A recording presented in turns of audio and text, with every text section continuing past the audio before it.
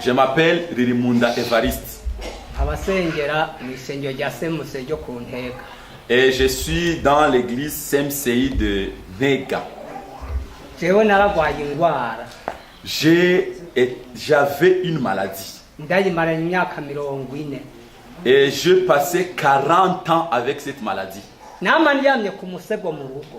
J'étais toujours alité dans ma parcelle.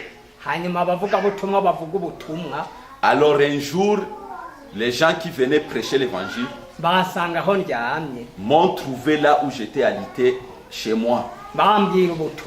Ils m'ont prêché l'évangile. Moi, je les ai dit, moi, l'évangile que vous me donnez là, je le connais. Cette maladie que j'ai, elle m'a attrapé depuis très longtemps. Ça fait 40 ans que j'ai cette maladie. Qu'est-ce que vous pouvez faire pour moi? Est-ce que vous pouvez prier pour moi et que je guérisse? Alors j'ai lu la Bible. J'ai commencé à comprendre que le Seigneur guérissait les malades qui étaient vraiment des malades très durs.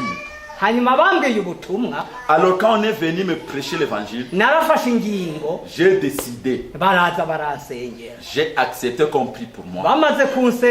Et quand on a prié pour moi, moi je ne pouvais même pas me courber comme ça.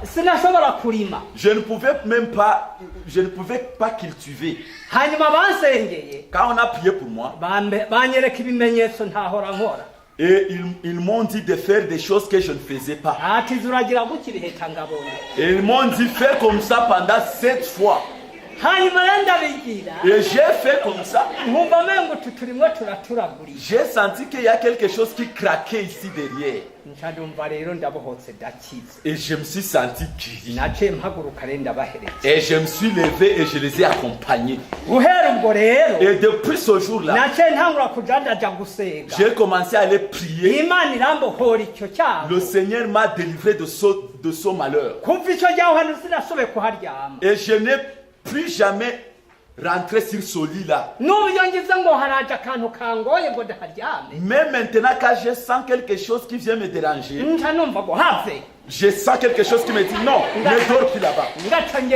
Et je m'en vais.